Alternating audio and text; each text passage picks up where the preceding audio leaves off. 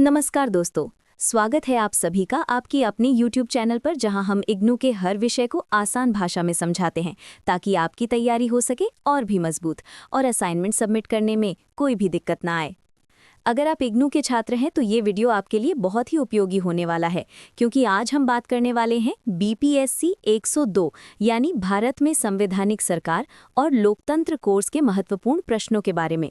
ये वही असाइनमेंट प्रश्न हैं जो आपको 2024-25 सत्र के लिए हल करने हैं और जिन्हें सही ढंग से लिखना आपके अच्छे अंक पाने के लिए ज़रूरी है। इस वीडियो में हम हर प्रश्न को स्पष्ट और सहज भाषा में प्रस्तुत करेंगे ताकि आप इसे सुनकर अपने असाइनमेंट में अच्छे से लिख सकें और समझ सकें कि इग्नू किन बिंदुओं पर उत्तर चाहती है।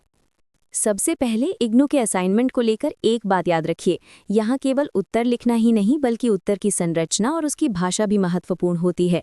इसलिए जब आप प्रश्नों को पढ़ते हैं तो ध्यान दीजिए कि प्रश्न आपसे वर्णन कीजिए, चर्चा कीजिए या व्याख्या कीजिए क्या कह रहा है।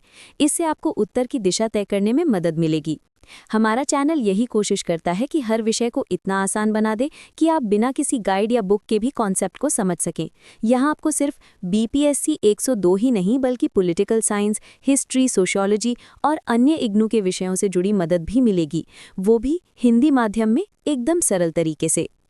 BPSC 102 यानी भारत में संवैधानिक सरकार और लोकतंत्र, ये विषय भारतीय राजनीति, संविधान और लोकतंत्र की आत्मा को समझने का माध्यम है।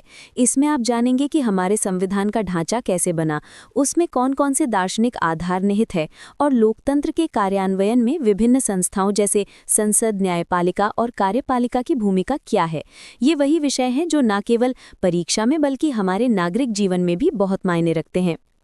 इस असाइनमेंट को तैयार करते समय अगर आप केवल याद करने के बजाय समझने की कोशिश करेंगे तो आपको न केवल अच्छे अंक मिलेंगे बल्कि विषय की गहराई भी समझ आएगी। याद रखिए, इग्नू में understanding is more important than memorising, यानी समझना रटने से ज़्यादा ज़रूरी है। दोस्तों, अगर आप पहली बार असाइनमेंट बना रहे हैं तो कुछ बातों का ध्यान ज़रूर रखें। सबसे पहले इग्नू की किताबें यानी ब्लॉग बुक से ही अपने उत्तर तैयार करें। कोशिश करें कि उत्तर 500 शब्द, 250 शब्द और 100 शब्द की सीमा में रहें, जैसा कि प्रश्न में मांगा गया है। और सबसे ज़रूरी, अपने उत्तर को साफ सुथरी हैंडराइटिंग में लिखें और सबमिशन डेट से पहले अपनी स्टडी सेंटर में जमा करें। अगर आपको कभी ये समझने में दिक्कत आए कि कौन सा प्रश्न किस भाग से संबंधित है तो इस चैनल पर बने रहिए, क्योंकि हम हर प्रश्न का लॉजिकल ब्रेकडाउन और सिंप्लीफाइड एक्सप्लेनेशन लेकर आते हैं। Motivational tone. इग्नू का असली मकसद है हर विद्यार्थी तक शिक्षा पहुंचाना, चाहे वो किसी भी उम्र या पेशे में क्यों ना हो। और इसी सोच के साथ हमारा चैनल आपके लिए लगातार उपयोगी कंटेंट लाता रहेगा। अगर आप भी नौकरी या अन्य जिम्मेदारियों के साथ पढ़ाई कर रहे हैं तो आपको सल्यूट है, क्योंकि आप उन लोगों में से हैं जो अपने जीवन को बेहतर बनाने के लिए समय निकाल रहे हैं। याद रखिए, मेहनत कभी बेकार नहीं जाती और इग्नू के कोर्सेज आपकी सोच और करियर दोनों को ऊंचाई देने की क्षमता रखते हैं। Outro tone.